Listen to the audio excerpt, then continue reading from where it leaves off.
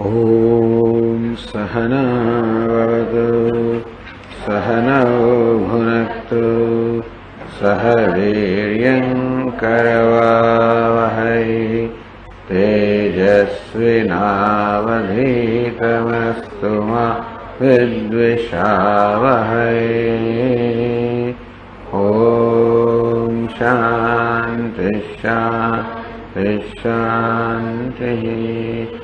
ॐ पूर्णमदः पूर्णमिदं पूर्णात् पूर्णमुदच्यते पूर्णस्य पूर्णमादाय पूर्णमेवावशिष्यते। ॐ शान्ति शान्ति शान्तिः। श्रुतिस्मृतिपुराणानाम् आलयं करुणालयं नमामि भगवत्पादं शङ्करं लोकशङ्करं शङ्करं शङ्कराचार्यं केशवं बादरायणं सूत्रभाष्यकृतौ वन्दे भगवन्तौ पुनः पुनः। ईश्वरो गुरुरात्मेति मूर्तिभेदविभागिने व्योमवद्व्याप्तदेहाय दक्षिणामूर्तये नमः। नमः श्री शंकरानंद गुरुपादाम्बुजन्मने सविलास महामोह ग्राहग्रासैक कर्मणे।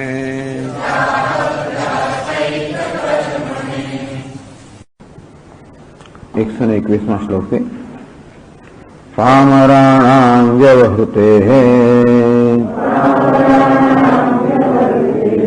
वरं कर्माद्यनुष्ठितिः ततोऽपि सगुणोपास्तिः निर्गुणोपासना तपः। यावद्विज्ञानसामीप्यम् तावत् श्रैष्ठ्यं विवर्धते। ब्रह्मज्ञानायते साक्षात् निर्गुणोपासनं शनैः।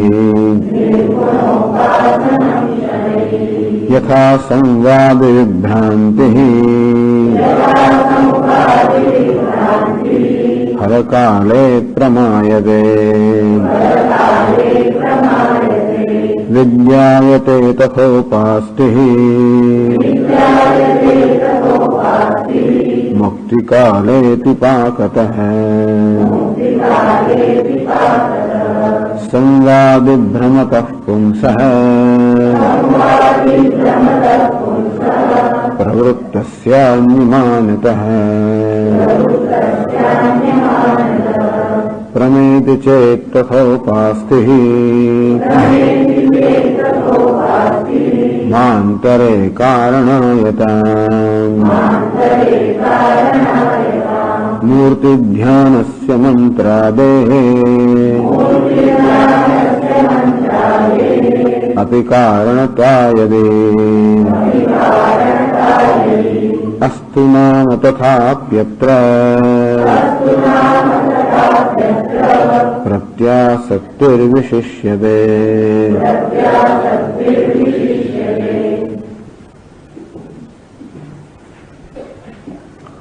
तो निर्गुणोपासना જે છે એની શ્રેષ્ઠતાની વાત કરે છે।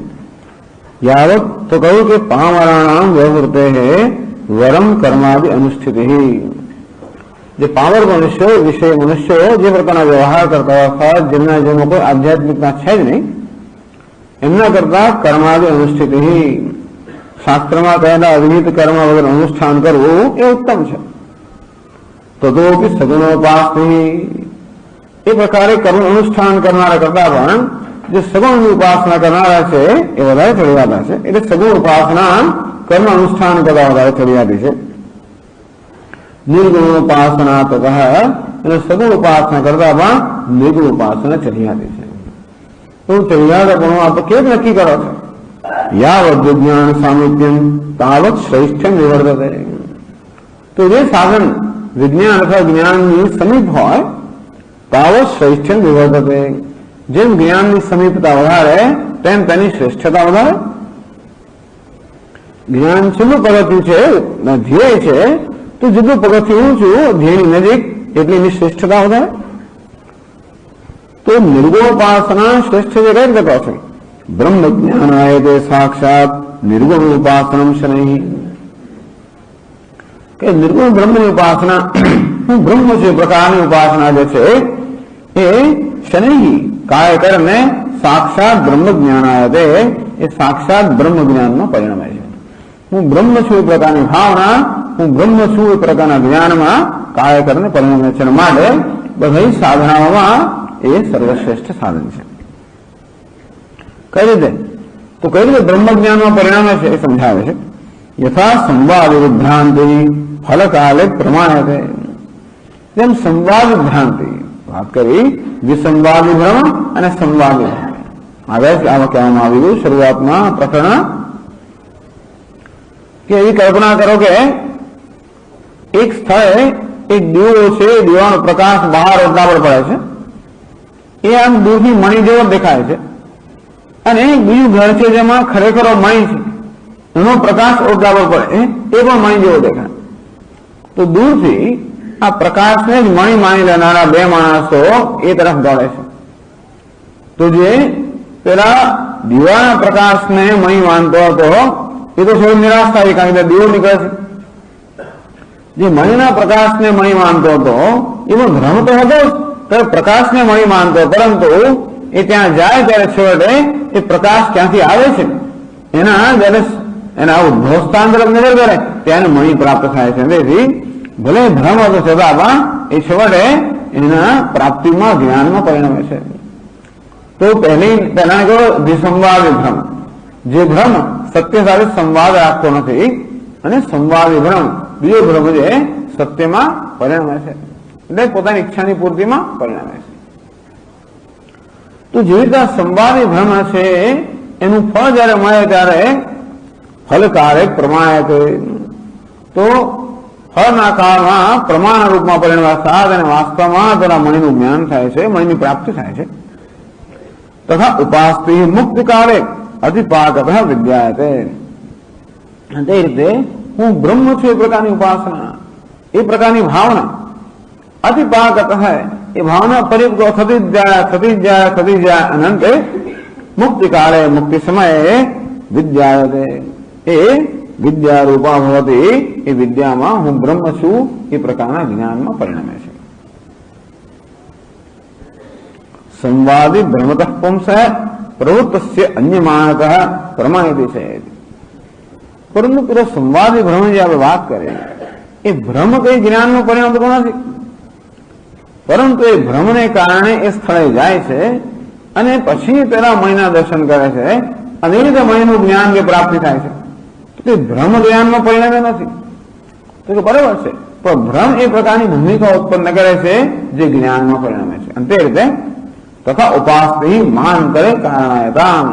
એ પ્રકારે હું બ્રહ્મ છું એ પ્રકારની ઉપાસના કે ભાવના પણ છેવટે નિધિધ્યાસનમાં પરિણમે એ બ્રહ્મ જ્ઞાનમાં પરિણમે છે. તો એનો જો આ રીતે ઉપાસનાથી ચિત્તની એકાગ્રતાને કારણે બ્રહ્મ જ્ઞાન પ્રાપ્ત થતું હોય તો ચિત્તની એકાગ્રતાના બીજા સાધનો પણ છે.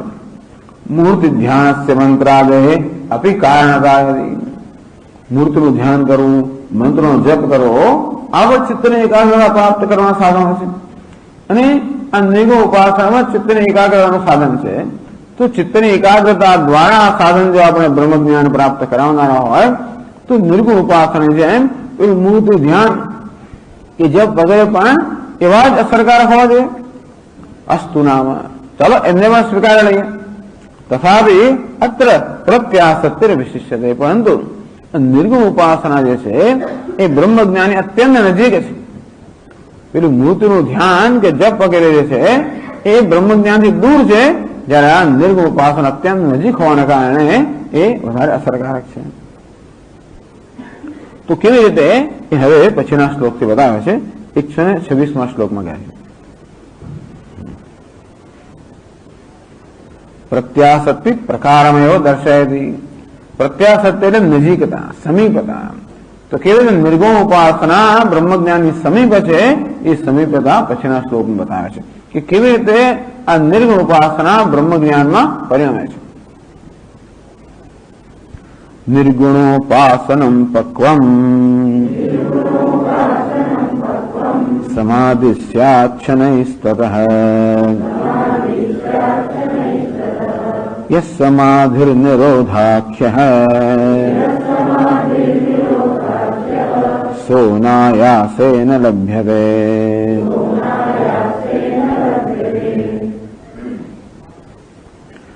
નિર્ગુણોપાસનમ પક્વમ. નિર્ગુણોપાસનમ યદા પક્વમ ભવતી. આ નિર્ગુણ ઉપાસના, હું નિર્ગુણ બ્રહ્મ છું એ પ્રકારની ભાવના, એ પ્રકારની ભાવનાથી જે વૃત્તિ જન્મે એ વૃત્તિને મનમાં જાળવી જ રાખવી. પક્વમ સ્યાદ, એ જયારે પક્વ બને ત્યારે સમાધિ શનૈ તતઃ સમાધિ સ્યાદ. અંતો એ ભાવના છેવટે સમાધિમાં પરિણમે. સવિકલ્પ સમાધિ સ્યાદ. તો પહેલી કક્ષા છે સવિકલ્પ સમાધિ, જેમાં વિકલ્પ છે. ધ્યાતા, ધ્યાન અને ધ્યેય એ પ્રકારનો વિકલ્પ અર્થાત એ પ્રકારનું દ્વૈત કે સભાનતા જળવાઈ રહે એ પ્રકારની સમાધિને સવિકલ્પ સમાધિ કહે છે. તો ગ્રંથકાર કહે છે કે હું બ્રહ્મ છું એ પ્રકારની ભાવનાના પરિપાક રોએ કારણે છેવટે એ ભાવના આ પ્રકારની સવિકલ્પ સમાધિમાં પરિણમે છે. તતઃ યસ સમાધિ નિરોધાખ્ય સહ અનાયાસેન લભ્યતે. તતઃ એ કારણથી સવિકલ્પ સમાધિ, આ સવિકલ્પ સમાધિ પ્રાપ્ત થવાને કારણે ये निरोधाख्य समाधि, योग है चित्तवृत्ति निरोध है. ये निरोध नामની સમાધિ કહેવામાં આવી છે. નિર્વિકલ્પ કે સંપ્રજ્ઞાત સમાધિ કહેવામાં આવી છે. તો જેમાં આ પ્રકારના દ્વૈતની કોઈ સભાનતા નથી, માત્ર ધ્યેયાકાર વૃત્તિ અર્થાત જે ધ્યેય કે બ્રહ્માકાર વૃત્તિ રહી ગઈ હોય, પરંતુ એમાં જે દ્રષ્ટા દૃશ્ય કે જ્ઞાતા જ્ઞેય કે ધ્યાતા ધ્યેય એ પ્રકારનો કોઈ ભેદ રહેતો નથી. અર્થાત ધ્યાતાનું પણ ત્યાં કોઈ અસ્તિત્વ રહેતું નથી કે હું ધ્યાતા છું એ પ્રકારની સભાનતા પણ રહેતી નથી. એટલે પોતાનું અસ્તિત્વ સંપૂર્ણ રીતે ધ્યેય વિષયમાં બ્રહ્મમાં જ લીન થઈ જાય છે. એનું સૂત્ર છે યોગશાસ્ત્રમાં, તસ્યાપી નિરોધે સર્વ નિરોધાત નિર્બીજ સમાધિ. સૂત્રોક્ત લક્ષણ નિર્વિકલ્પ સમાધિ.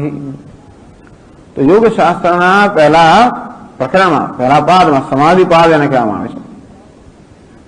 છેલ્લું સૂત્ર છે, 51મું સૂત્ર છે.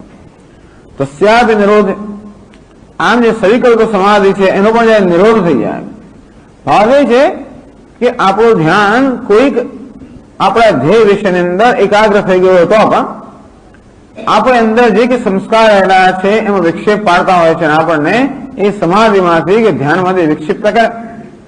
એનો ઉત્થાન એટલે ઉઠવું અંદરથી, એક ઉત્થાનના સંસ્કાર છે. આપણને સમાધિમાંથી વિક્ષેપ કરનારા પેલા જૂના સંસ્કાર છે, અને બીજા આપણા પ્રયત્નને કારણે આ સમાધિના સંસ્કાર પડતા હોય. આ બે પ્રકારના સંસ્કાર. તો જયારે પરિપાક અર્થાત સમાધિનો બહુ દીર્ઘ કાળ સુધી પ્રયત્ન કરવામાં આવે એને કારણે એ નિરોધ અર્થાત ચિત્ત પોતાના ધ્યેય વિષયમાં એકાગ્ર થઈને ત્યાં જ સ્થિર રહે એ પ્રકારના સંસ્કાર જેમ જેમ પ્રવાહ થતા જાય તેમ તેમ વિક્ષેપ પાડનારા સંસ્કાર છે ધીમે ધીમે ક્ષીણ થતા જાય, અને છેવટે એવો સમય આવે જયારે વિક્ષેપ કરનાર કોઈ સંસ્કાર જ ના રહે.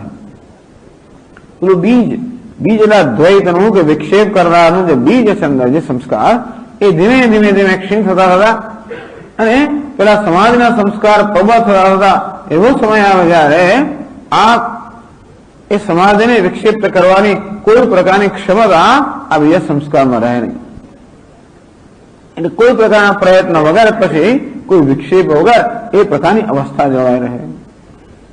તસ્યાપી નિરોધે સર્વ નિરોધાદ, તો એ ઉત્થાનના સંસ્કારોમાં નિરોધ થઈ જવાના કારણે અને સવિકલ્પ સમાધિના સંસ્કારનો પણ નિરોધ થઈ જવાના કારણે, સર્વ નિરોધાદ બધા જ પ્રકારનો નિરોધ થઈ જવાના કારણે નિર્બીજ સમાધિ, તો નિર્બીજ જેમાં કોઈ પ્રકારના વિક્ષેપનું બીજ નથી એ પ્રકારની બીજ રહિતની સમાધિ સિદ્ધ થાય. એવું છે ને કે બીજ હોય તો અંકુર ફૂટે, ક્યારેક અંકુર દેખાય નહીં અથવા બીજ હોય ક્યારેક ફૂટે. આમ કદાચ આપણા મનમાં વિક્ષેપ ન હોય પરંતુ વિક્ષેપનું બીજ સંસ્કાર જો મનમાં હોય તો ક્યારેક ને ક્યારેક આવીને આપણે વિક્ષેપ પાડે. બીજ પણ જયારે ન હોય ત્યારે નિર્બીજ સમાધિ, બીજ વગરની એ નિર્બીજ કે અસંપ્રજ્ઞાત સમાધિ પ્રાપ્ત થાય. ટૂંકમાં યોગ શાસ્ત્રમાં કહ્યું છે કે આ સવિકલ્પ સમાધિ છે એનો પરિપાક છેવટે નિર્વિકલ્પ કે અસંપ્રજ્ઞાત સમાધિમાં પરિણમતો હોય છે. सूत्रोक्त लक्षण निर्विकल्प का समाधि सह अनायासेन लभ्यते, तो कैसे कि आ सविकल्प समाधि प्राप्त થાય પછી પેલી નિર્વિકલ્પ સમાધિ જે છે પેલી આપણે કહેવાય, સંસ્કૃતમાં પેલો કહેવાય. સમાધિ પુલ્લિંગ શબ્દ છે સંસ્કૃતમાં, ભલે આપણે એને સ્ત્રીલિંગ કહે સમાધિ, કારણ કે ઈકાર આવે એટલે આપણે સ્ત્રીલિંગ બનાવી દઈએ. સહ કહ્યું સહ અનાયાસેન લભ્યતે, એ સમાધિ અનાયાસ અલ્પ પ્રયત્નથી પ્રાપ્ત થાય.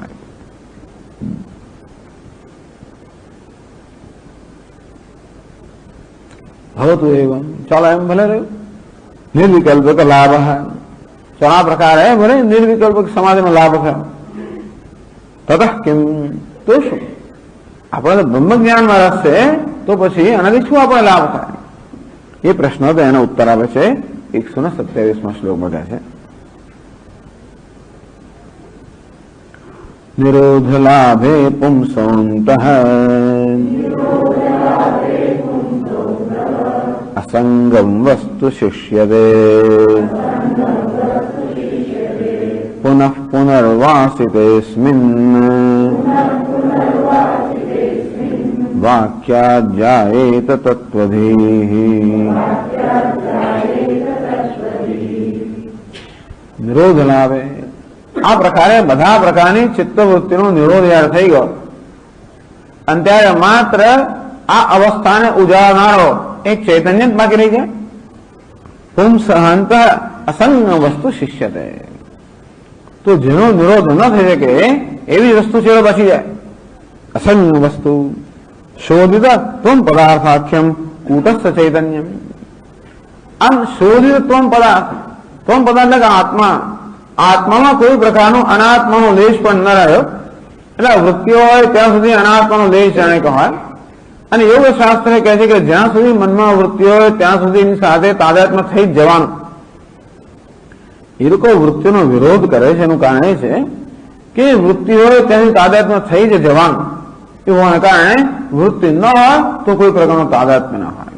અને તેથી બધી જ વૃત્તિઓનો નિરોધ જયારે થઈ ગયો ત્યારે બસ એ અવસ્થામાં વૃત્તિના અભાવને પણ ઉજાડનાર એકમાત્ર કૂટસ્થ ચૈતન્ય એ તો હોય જ છે. વૃત્તિઓ હોય તો પણ ઉજાડનાર ચૈતન્ય તો છે જ. અને છતાં પણ એ ચૈતન્ય પેલી વૃત્તિઓથી થોડા ઘણા કંઈક ને કંઈક રીતે પ્રભાવિત હોવાને કારણે એ શુદ્ધ નથી હોતો. ચૈતન્ય તો શુદ્ધ જ હોય પરંતુ એનું જ્ઞાન શુદ્ધ ના હોય.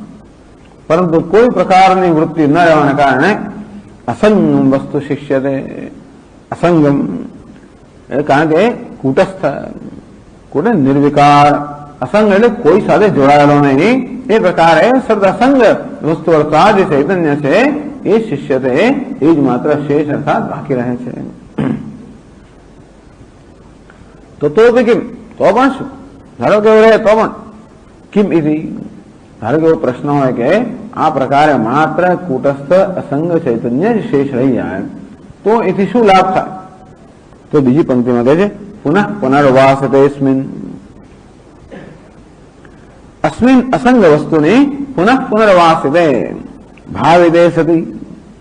તો આ પ્રકારે માત્ર એક અસંગ કૂટસ્થ ચૈતન્ય જ રહી રહ્યા હોય અને વારંવાર જયારે એની ભાવના કરવામાં આવે ત્યારે એ પ્રકારની ભાવના દ્રઢ થાય, એની વાસના વાસિતે સતી, અર્થાત એમાં અભ્યાસેન દૃઢીકૃતે સતી. આમ વારંવાર અસંગ વસ્તુના અભ્યાસને કારણે એ જયારે એના સંસ્કાર કે અસંગ વસ્તુ જે છે એ જયારે દૃઢીકૃત થાય અને ત્યારે શું વાક્યાત વાક્ય મહાવાક્યાત તત્વમસ્યાદિ લક્ષણાત તત્વધીહી તત્વજ્ઞાનમ સ્યાત. તો આ રીતે કહે છે કે ત્યારે આ તત્વમસી મહાવાક્યનો ઉપદેશ કરવામાં આવ્યો છે. એ ઉપદેશને કારણે અહમ બ્રહ્માસ્મી, હું બ્રહ્મ છું એ પ્રકારનું જાયત એ પ્રકારનું જ્ઞાન જન્મે છે. આ પ્રક્રિયા થઈ કે એક તો વિચારથી જ્ઞાન જન્મે અને બીજું આ યોગથી જ્ઞાન જન્મે. આ બે પ્રક્રિયાઓનો સ્વીકાર કરવામાં છે ગ્રંથની અંદર. યોગથી, યોગ એટલે બધા પ્રકારની વૃત્તિનો નિરોધ કરવો. હા, એ વૃત્તિ નિરોધની પાછળની ભૂમિકા છે અહમ બ્રહ્માસ્મિ એ પ્રકારની ભાવના. તો હું બ્રહ્મ છું એ પ્રકારની ભાવનાને કારણે એ બધી વૃત્તિઓ જયારે નિરોધ થઈ ગયા ત્યારે જેને એ લોકો નિર્વિકાર નિર્વિકલ્પ સમાધિ કહે છે અવસ્થામાં આ તત્વમસી મહાવાક્યના ઉપદેશના પરિણામે, ઉપદેશ તો છે અને સંસ્કાર, એના પરિણામે હું બ્રહ્મ છું આ પ્રકારની ધી અર્થાત આ પ્રકારનું દર્શન, આ પ્રકારનું જ્ઞાન, આ પ્રકારનો નિશ્ચય જન્મે છે. અને આ રીતે આ નિર્વિકલ્પ બ્રહ્મની ઉપાસના છે, નિર્ગુણ બ્રહ્મની ઉપાસના છે, એ આ રીતે નિર્ગુણ બ્રહ્મના જ્ઞાનમાં પરિણમે. એ ગ્રંથકાર બતાવે. પ્રત્યાશક્તિ ગ્રંથકારે સિદ્ધ કરવા માંગે છે કે બધા સાધનોમાં આ નિર્ગુણ ઉપાસના છે એ સર્વશ્રેષ્ઠ સાધન છે. શા માટે? કારણ કે એ બ્રહ્મ જ્ઞાનની નજીકમાં નજીક છે. કઈ રીતે? એટલા જ માટે કે હું બ્રહ્મ છું એ પ્રકારની જયારે ભાવના નો પરિપાક થાય ત્યારે એ સવિકલ્પ સમાધિમાં પરિણમે. એ સવિકલ્પ સમાધિના પરિપાકને કારણે એ નિર્વિકલ્પ સમાધિમાં પરિણમે. અને એ નિર્વિકલ્પ સમાધિમાં પણ એ કુટસ્થ કે અસંગ વસ્તુ જે છે એની જયારે એના પર વાસના કે એના સંસ્કાર બધા દ્રઢ થતા જાય ત્યારે તત્વમસી મહાવાક્યના પરિણામે હું બ્રહ્મ છું એ પ્રકારના જ્ઞાનમાં પરિણમે.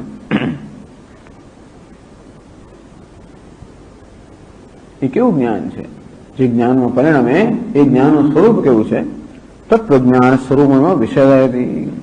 એ હું બ્રહ્મ છું એ તત્વજ્ઞાનનું સ્વરૂપ કેવું છે એ સ્પષ્ટ કરે છે 128માં શ્લોકમાં. નિર્વિકારા સંગ નિત્ય સ્વપ્રકાશૈક પૂર્ણતા બુદ્ધૌ ઝટિતિ શાસ્ત્રોક્તાઃ આરોહંત્ય વિવાદતઃ.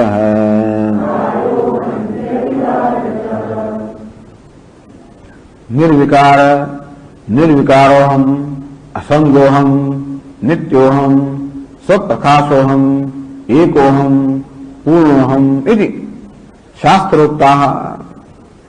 આ પ્રકારે શાસ્ત્રમાં આત્મા વિશે, બ્રહ્મ વિશે કહેવામાં આવ્યું છે કે હું કોણ છું? નિર્વિકારોહમ, કુટસ્થોહમ, સર્વ પ્રકારના વિકારથી રહિત હું છું. સર્વ વિકારને ઉજાડનાર, સર્વ વિકારનું અધિષ્ઠાન હું સર્વ વિકારથી રહિત છું, નિર્વિકાર છે. અસંગોહમ, સર્વ સંગથી મુક્ત છું, કશાથી જોડાયેલો નથી. આ મન, બુદ્ધિ, અહંકાર, ચિત્ત, દેહ, રાગ, દ્વેષ કોઈ વસ્તુ વાસ્તવમાં મારી પણ નથી અને હું પણ નથી. કશા સાથે જોડાયેલો નથી. અસંગોહમ,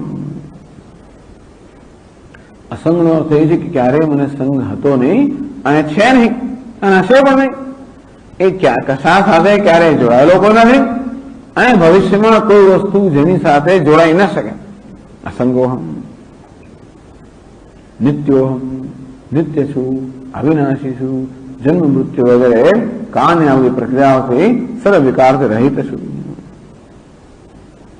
સ્વપ્રકાશોહમ, હું સ્વયં સિદ્ધ છું, સ્વયં પ્રકાશ અર્થાત મને હોવા માટે, પ્રકાશવા માટે, જાણવા માટે કોઈ પ્રકારના સાધનની જરૂર નથી. અર્થાત સર્વને સત્તા સુધી પ્રદાન કરનારો હું સ્વયં સત્તા અર્થાત સ્વયં સિદ્ધ છું, સ્વયં સ્ફૂર્ત છું, સ્વયં પ્રકાશ છું. અર્થાત હું સ્વયં પ્રકાશ. એકોહમ, બસ એક અદ્વિતીય છું, આ હું સિવાય કઈ નથી. આત્મા અનાત્મા એવો કોઈ ભેદ જ નથી. જે અનાત્મા માનવા છે વાસ્તવમાં એનો સમાવેશ આત્મામાં હું જ થઈ ગયા છે. અર્થાત આ હુંની વ્યાપકતા એવી થઈ ગઈ કે એ કોઈ એક દેહ કે ઉપાધિ પૂરતો મર્યાદિત નથી. વાસ્તવમાં જે કે અનાત્મ જાત જે કઈ અસ્તિત્વમાં છે એ બધાને આવરી લેનારા હું, અને તેથી હુંથી અન્ય કાંઈ નથી. એકોહમ પૂર્ણહમ, અહુમાં કોઈ પ્રકારની ઉણપ નથી, કોઈ મર્યાદા નથી. દેશ કાળ કે વસ્તુ કોઈ પ્રકારની મર્યાદા કે કોઈ અલ્પતા એ સર્વ રહિત પૂર્ણોહમ. એની શાસ્ત્રોક્તા, આ પ્રકારે શાસ્ત્રમાં આત્માના બ્રહ્મના જ લક્ષણો કહેવામાં આવ્યા છે. ઝટથી બુદ્ધો આરોહંતી, આ પ્રકારનો નિશ્ચય બહુ ઝડપથી બુદ્ધિમાં આ પ્રકારનો નિશ્ચય જન્મે છે. તો તત્વજ્ઞાનનો પ્રકાર કયો કે કેવી રીતે અવિવાદક, કોઈ પ્રકારના વિવાદ વગર, કોઈ પ્રકારના સંશય વગર, કોઈ પ્રકારના વિપર્ય વગર, કોઈ પ્રકારના વિરોધ વગર કે કોઈ પ્રકારના પ્રતિબંધ વગર, કોઈ પ્રકારના પ્રતિબંધ વગર આ આત્માનું જે વાસ્તવિક સ્વરૂપ છે, હુંનું જે વાસ્તવિક સ્વરૂપ છે એ અત્યંત બુદ્ધિમાં અત્યંત સ્પષ્ટ થાય છે. એટલે આ પ્રકારનો નિશ્ચય આ યોગીમાં જન્મે છે કે હું નિર્વિકાર છું, અસંગ છું, નિત્ય છું, સ્વપ્રકાશ છું, એક છું, પૂર્ણ છું. એ શાસ્ત્રોક્ત, હા શાસ્ત્રમાં આત્માના આ લક્ષણોનું નિરૂપણ કરવામાં આવ્યું છે. અવિવાદત, કોઈ પ્રકારના વિવાદ કે પ્રતિબંધ વગર બુદ્ધો ઝટ આરોહંતી, ઝટથી અત્યંત ઝડપથી આ બુદ્ધિમાં આરૂઢ થાય છે.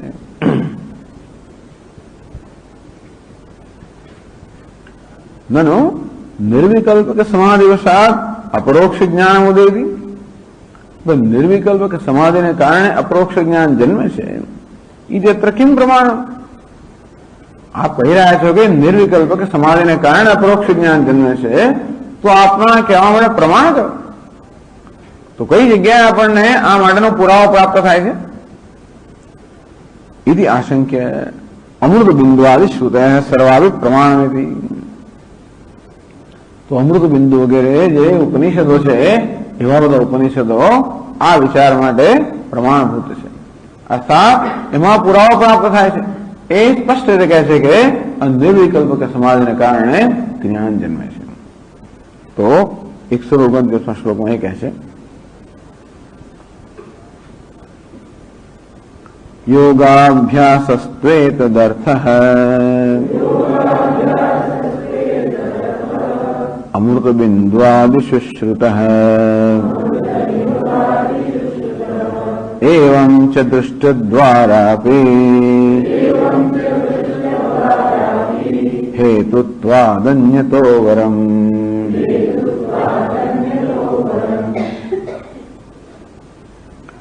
યોગાભ્યાસસ્તુ એતદર્થ અમૃત બિંદુઆદિષુ શ્રુતઃ.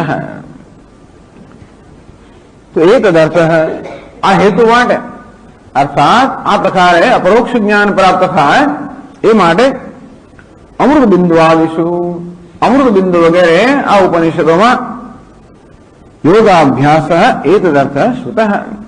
તો અમૃત બિંદુ વગેરે જે ઉપનિષદ છે એ ઉપનિષદ આ હેતુ માટે, અર્થાત આ રીતે અપરોક્ષ જ્ઞાન પ્રાપ્ત થાય તે માટે આ યોગાભ્યાસની હિમાયત કરે. શ્રુતઃ શ્રુત્યા પ્રતિપાદિત, એ શ્રુતિમાં યોગાભ્યાસને એટલે આ પ્રકારની સમાધિને આત્મજ્ઞાનનું સાધન રૂપે પ્રતિપાદન કરવામાં આવ્યું છે. તો ફલિતમાં એનું પરિણામ શું છે? કહ્યું એવં ચ દૃષ્ટ દ્વારાપી હેતુત્વાદ અન્યતો વરમ. એવં ચ સતી, આ પ્રકારે હોવાને કારણે નિર્ગુણોપાસનસ્યાપી અપરોક્ષ જ્ઞાન પ્રત્યાસક્તિ સંભવે સતી, કે નિર્ગુણ ઉપાસના આ શ્લોકમાં ચર્ચા કરવામાં એ પ્રમાણે આ નિર્ગુણ ઉપાસના પણ અપરોક્ષ જ્ઞાન પ્રત્યાસક્તિ સંભવે. તો નિર્ગુણ ઉપાસના પણ અપરોક્ષ જ્ઞાનથી અત્યંત નજીક છે.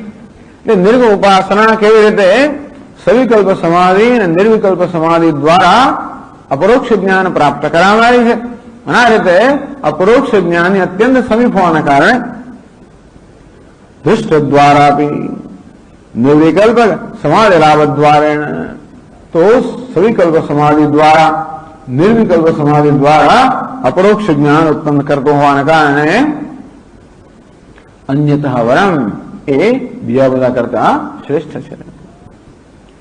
અને ટીકા કરે છે અભિશબ્દાત અદૃષ્ટ દ્વારા भी, एक दृष्ट द्वार છે જે અદૃષ્ટ દ્વાર છે. દૃષ્ટ દ્વાર અર્થાત જે આપણને પ્રત્યક્ષ અનુભવ થાય. તો નિર્વિકલ્પાસનાદિ સવિકલ્પ સમાધિ એ દ્વારા નિર્વિકલ્પ સમાધિ એ દ્વારા અપરોક્ષ જ્ઞાન, આ દૃષ્ટ દ્વાર કહ્યું. જેવી રીતે આપણે ભોજન કરીએ ને આપણી ભૂખ સંતોષાય આપણે દૃષ્ટ ફળ કહીએ. દૃષ્ટ અર્થાત આપણા અનુભવમાં આવનારું ફળ. પણ તો કર્મનું ક્યારેક દૃષ્ટ અને અદૃષ્ટ બે પ્રકારનું ફળ હોય. જેમ કોઈકને આપણે ધારો કે અન્નનું દાન કરીએ ત્યારે એની ભૂખ સંતોષાય, એ કેવું છે? દૃષ્ટ ફળ. એ કરવાને કારણે આપણને પુણ્યની પ્રાપ્તિ થાય. કારણ કે આપણને ભૂખ લાગી હોય તો આપણે ઈચ્છીએ કે કોઈક આપણને ભોજન આપે. તો બીજાને ભૂખ લાગી છે માટે બીજો પણ ઈચ્છે કે આપણે એને ભોજન આપીએ. તો આપણે જયારે એને ભોજન આપીએ ત્યારે એની ઈચ્છા અનુસાર આપણે કર્મ કરીએ. અને એની જે જગતનો નિયમ છે નિયમને અનુસાર કર્મ કરે. જે પ્રકારના વર્તનની અપેક્ષા આપણે અન્ય પાસે રાખતા હોઈએ એવું વર્તન બીજા પ્રત્યે કરીએ ત્યારે એ વાસ્તવમાં આ નિયમની અનુસાર હોવાના કારણે પુણ્ય પ્રાપ્ત કરાવે, એ અદૃષ્ટ પ્રાપ્ત કરાવે. એટલે ભૂખ અને સંતોષવી એ ભોજન દાનનું દ્રષ્ટ ફળ છે, પુણ્ય પ્રાપ્ત થવાનું અદૃષ્ટ ફળ છે. વિવિધ ગ્રંથકાર કહે છે કે ટીકાકાર કહે છે કે આ પ્રકારે નિર્મળ ઉપાસનાનું દ્રષ્ટ ફળ છે કે સવિકલ્પ સમાધિ દ્વારા નિર્વિકલ્પ સમાધિ દ્વારા અપરોક્ષ જ્ઞાન પ્રાપ્ત કરાવે છે. અને જો હું બ્રહ્મ છું આ પ્રકારે પરમાત્માનું સતત ભાવના કરવાના કારણે પુણ્યમાં પ્રાપ્ત કરે, અદૃષ્ટમાં પ્રાપ્ત કરાવે છે. અભિશબ્દાત અદૃષ્ટ દ્વારા, અદૃષ્ટ એટલે પુણ્ય, પાપને પણ અદૃષ્ટ કહેવાય. જો કે આપણે એવું જાતનું નિયમથી વિરુદ્ધ કર્મ કરીએ તો પાપ પણ લાગે, એ તો છે જ. ટૂંકમાં કોઈનું ઝૂંપી લઈએ અને આપણે ખાઈ જઈએ તો આપણું પેટ ભરાય, દુષ્ટ ફળ છે. તો પેલાની લાગણી દુભાવી અને એને વંચિત રાખ્યો માંડામાં પાપ લાગે, એ દુષ્ટ ફળ છે. અહીં તો અપિશબ્દાત દુષ્ટ દ્વારા આપી. તો પહેલા પ્રકરણની અંદર આ ધર્મમેઘ વગેરે કહેવામાં આવ્યું હતું, ધર્મની વૃદ્ધિ થાય.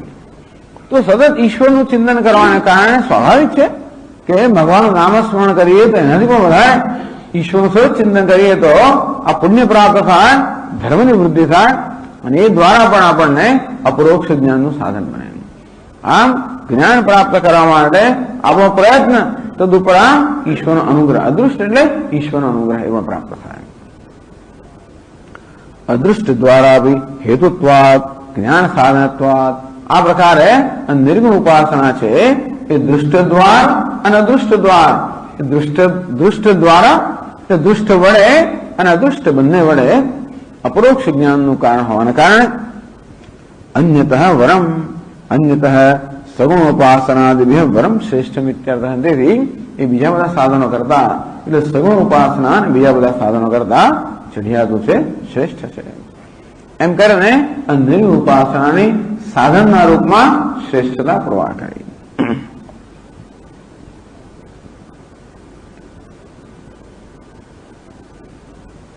एवं निर्गुण उपासनस्य अपरोक्ष ज्ञान साधन सिद्धे सती.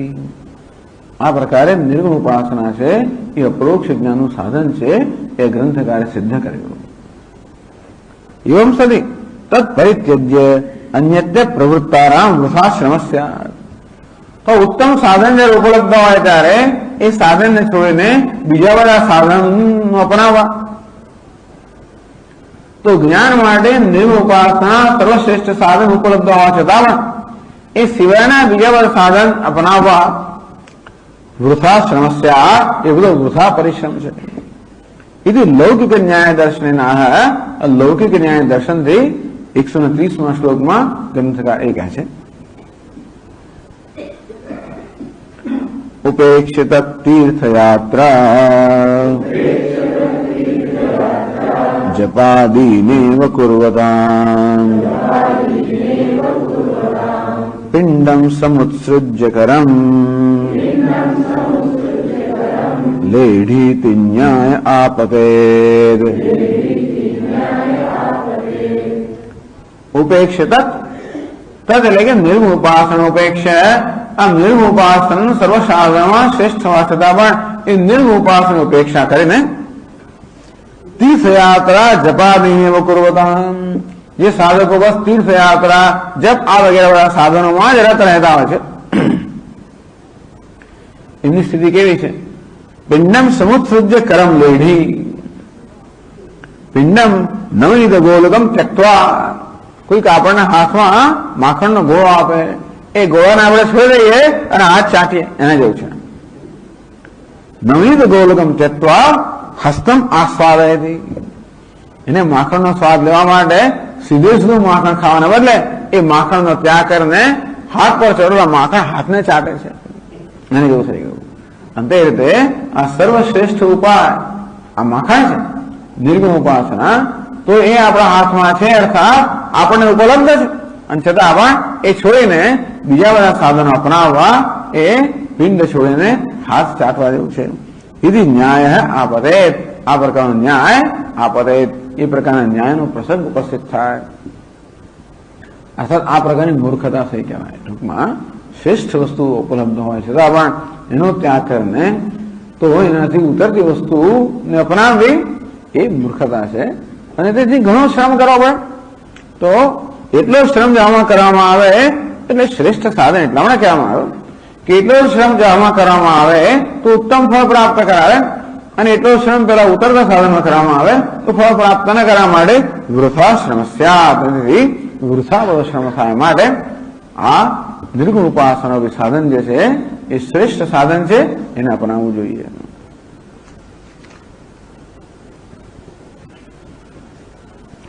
ત્યારે પેલો ડાયો કહે છે કે નનુ આત્મતત્વ વિચારમ પરિત્યજ્ય निर्गुणोपासनम कृत्वा अयम न्याय समान स्यात् इति. પણ તમે તો નિર્ગુણ ઉપાસનાની વાત કરો છો, પણ આત્મવિચાર તો એ સર્વશ્રેષ્ઠ સાધન છે.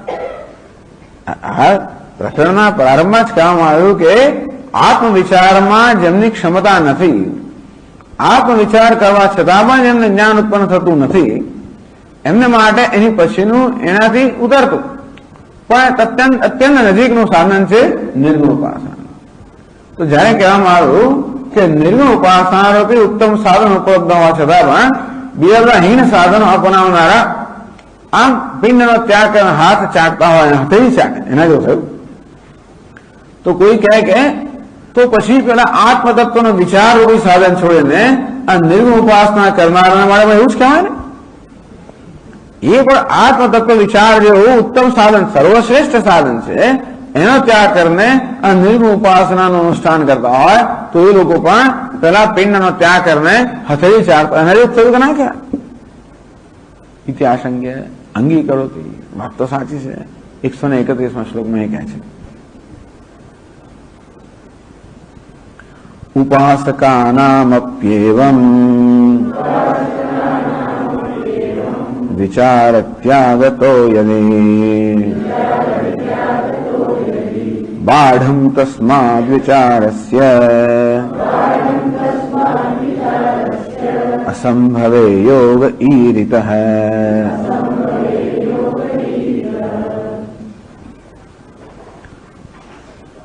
उपासकानाम एवं विचार त्यागतः, तो विचारનો ત્યાગ કરને એટલે આત્મવિચાર. ઉપનિષદ જે આત્મવિચાર કરે છે એ વેદાંત શાસ્ત્રનો વિચાર કરવો એ આત્મજ્ઞાન માટેનું સર્વશ્રેષ્ઠ સાધન છે. તો વિચાર ત્યાગત, તો આ રીતે વિચારનો ત્યાગ કરીને ઉપાસકાના આ ઉપાસના કરનારા છે એ પણ એવા જ છે ને કે ઉત્તમ સાધનનો ત્યાગ કરીને એનાથી ઉતરતું સાધન અપનાવવા થયા.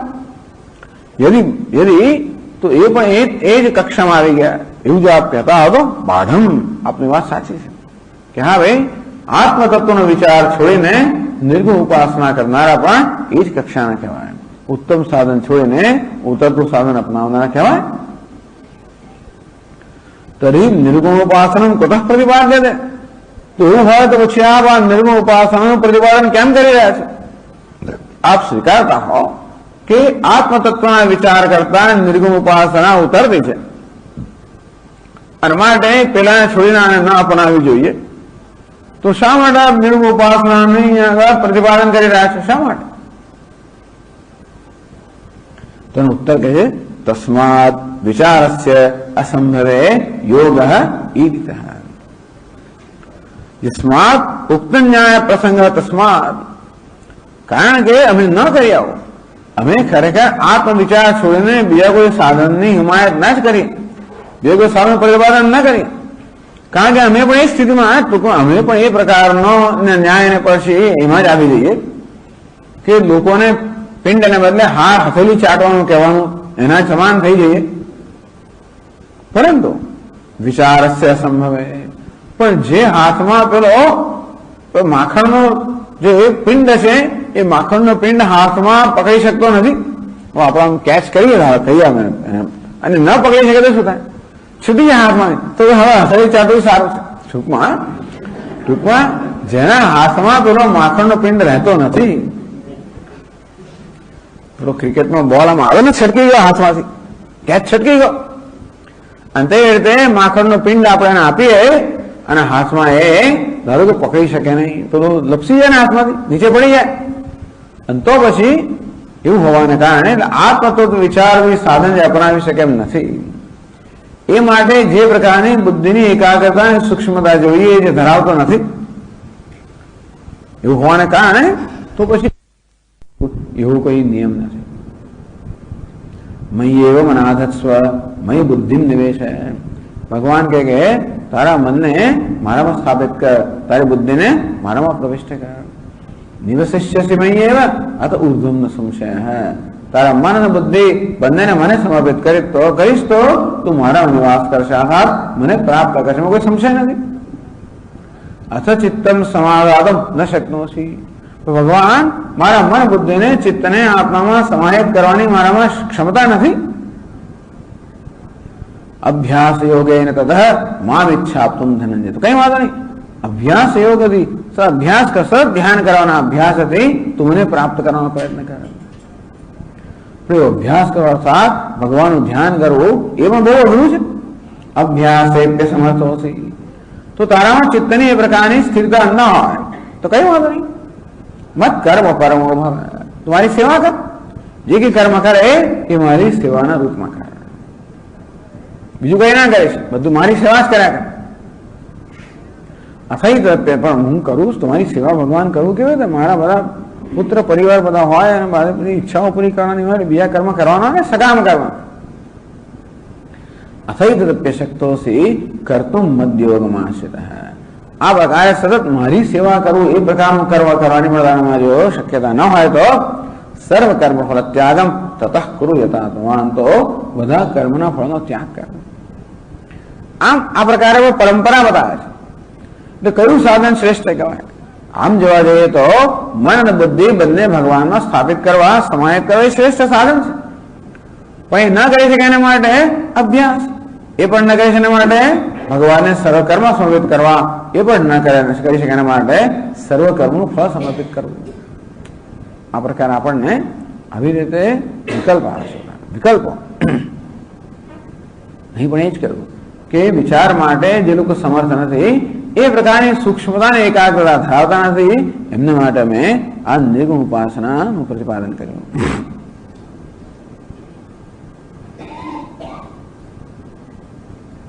તો વિચાર કેમ ન થાય? આત્મતત્વનો વિચાર ન કરી શકવાનું કારણ શું? 132માં શ્લોકનું કારણ સમજાવે છે. બહુવ્યાકુલ ચિત્તાનામ વિચારા તત્વધીર નહીં યોગો મુખ્યસ્તતસ્તેષાં ધીદર્પસ્તેન નશ્યતે.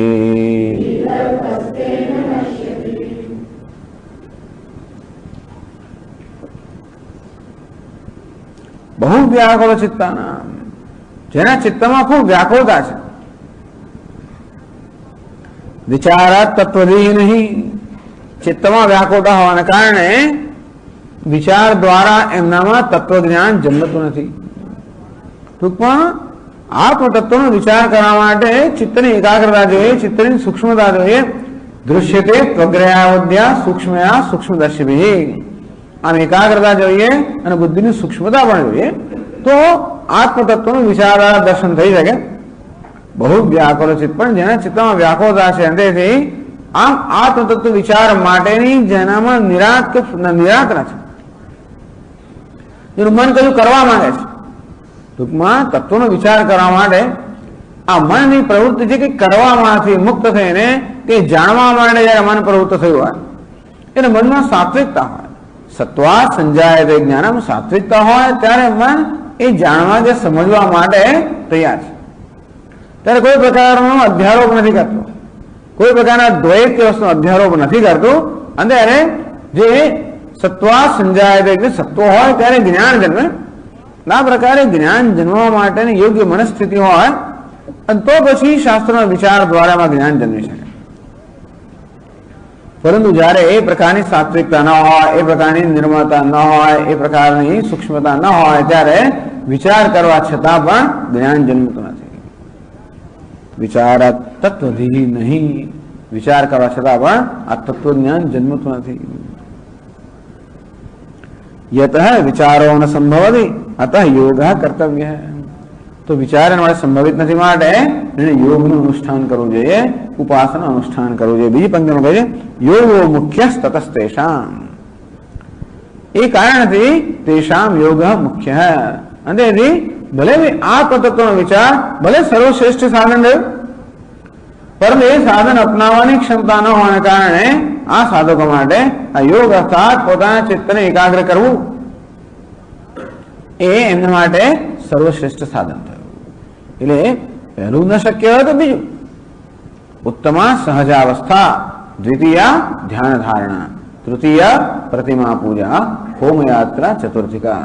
ઉત્તમા સહજાવસ્થા. આ સહજ અવસ્થા બ્રહ્મમાં સહજ નિષ્ઠા ઉત્તમ છે.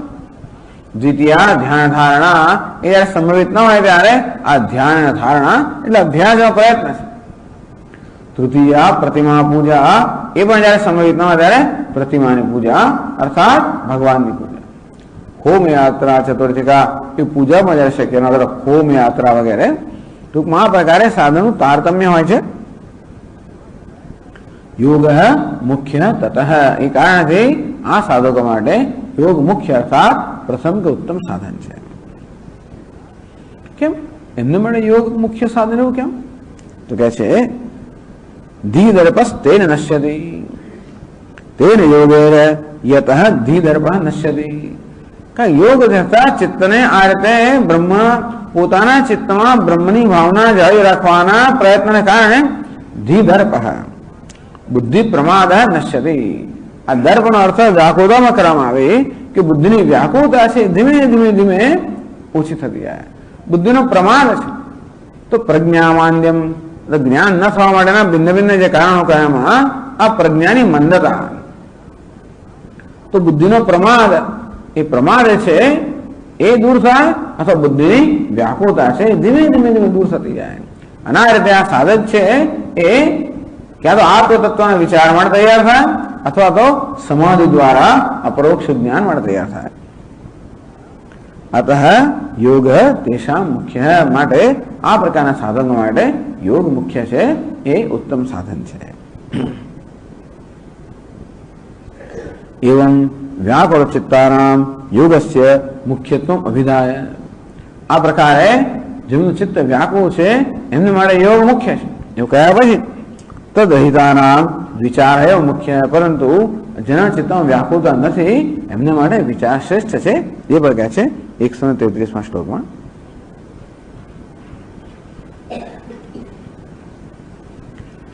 અવ્યાકુલ ધિયા મોહ માતેણાચ્છાદિતાત્મનામ સાંખ્યનામા વિચારસ્યાત મુખ્યો ઝટિતિ સિદ્ધિદઃ. અવ્યાકુલ ધ્યાન. તો જેની બુદ્ધિમાં એ પ્રકારની વ્યાકુળતા નથી, શું કરવું શું ના કરવું પેલું એમ કરીને કોઈ વ્યાકુળતા નથી, વ્યાકુળતા વગરની બુદ્ધિ જેની છે. અને તેથી તો કયા પ્રકારનો અવરોધ છે?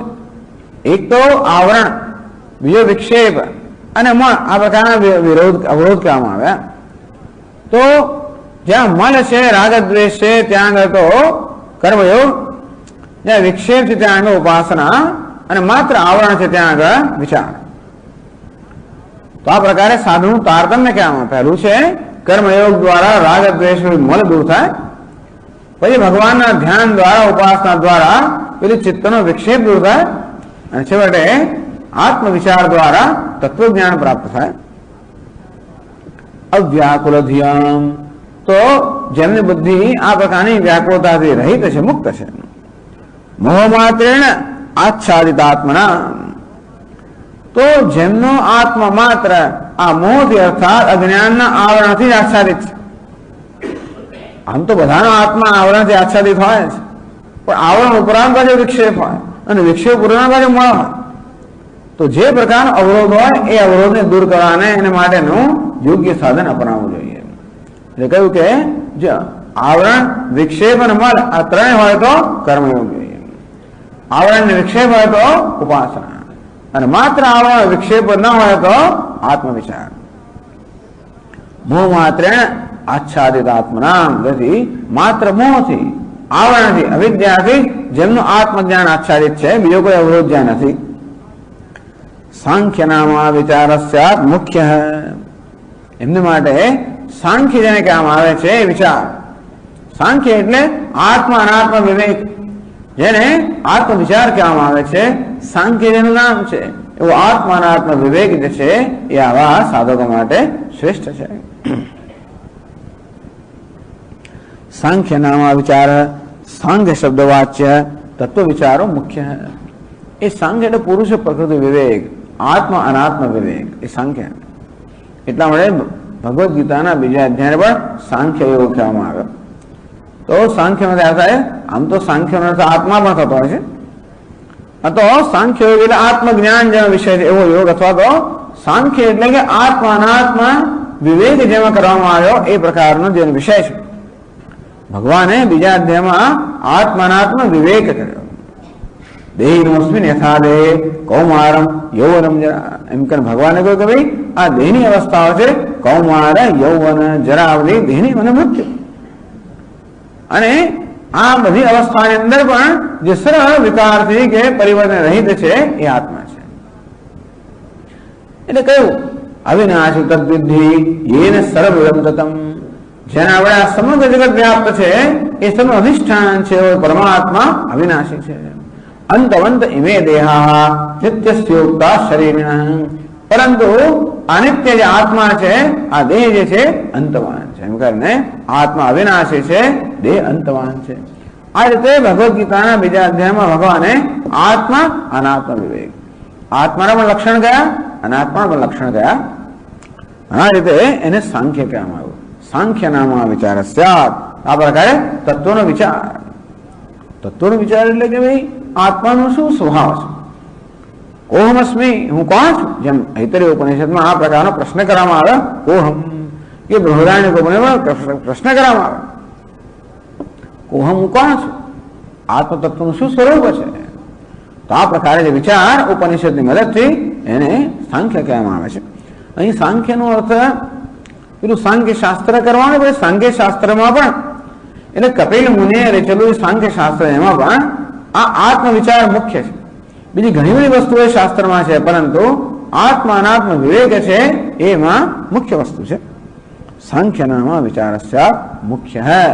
તો આ પ્રકારના સાધકો માટે સાંખ્ય જેનું નામ છે, સાંખ્ય કહેવાય છે એવો તત્વ વિચાર છે, એમના માટે મુખ્ય સાધન છે.